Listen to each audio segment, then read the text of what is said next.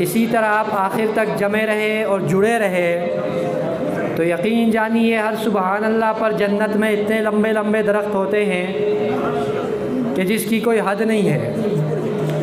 तबलीगी हजरात के बयानात तो आप सुनते ही होंगे माशाल्लाह। कौन कौन सब ऊंचा हाथ खड़ा करके बताएं कि कौन कौन तबलीगी हजरात के बयान सुनता है। जो नहीं भी सुनता वो इंशाअल्लाह आइंदा इरादा करे कि वो खूब दिलजमी के साथ बैठ के सुनेगा।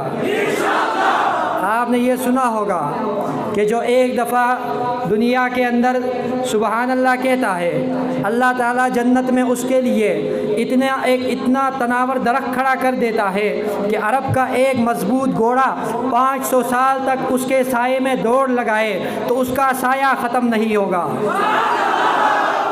इनका दरख्त आपसे ऊंचा होगा, फिर भी ऊंचा होगा। मुझे लगता है फरिश्तों का हिसार भी इनके साथ मिल गया है। आपने अपनी तरफ खींचना है। माशाअल्लाह, अल्लाह आपके जज्बात को सलामत रखे।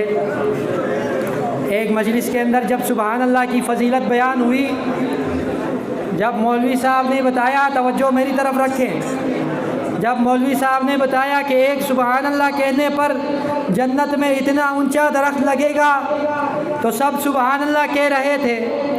एक नौजवान हमारे जो बाएं तरफ बैठे हुए हैं, इनमें से कोई एक जवान था जो बिल्कुल खामोश। उससे कहा गया भाई जब आप सुबहान अल्लाह सब कह रहे तो आप क्यों नहीं कह रहे? तो उसने कहा भाई इतने लंबे लंबे दरख्त आप बता रहे हैं और इतने सारे लोग इतनी ऊंची ऊंची आवाज़ में कह रहे हैं तो क्या आपने जन्नत से जंगल बना देना है? तो आप हौसला रखें, अल्लाह की जन्नत बहुत वसी है, बहुत वसी है, बहुत वसी है। जितना सुबहान अल्लाह कहेंगे उतना उसके हुस्न में इजाफा होगा। जितना सुबहान अल्लाह कहेंगे उतना हुस्न में इजाफा होगा। बुलंद आवाज़ से कहें सुबहान अल्लाह, और बुलंद आवाज़ से कहें।